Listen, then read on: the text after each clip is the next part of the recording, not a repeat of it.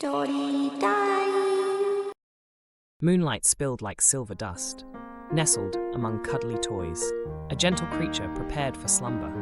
Beneath the watchful gaze of the night, a soothing hum filled the room.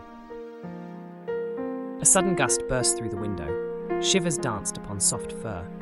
In the stillness, a flutter of chaos stirred. High above, the cherished balloon floated. Fear tugged at his heart. Tiny paws clutched the windowsill. Noticing the unease, the wise knitter turned. With a comforting smile, she whispered a plan. Together, they would chase the drifting dream. Courage bubbled within. With a steady breath, he ventured closer. Through the cold glass, the balloon danced, teasing him.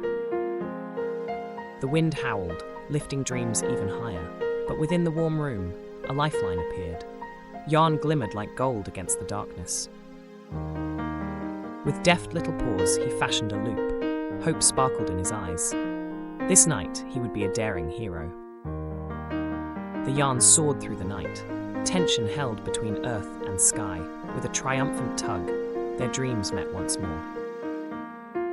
Heart racing, he drew the treasure close. A sense of courage enveloped him. The world felt safe again.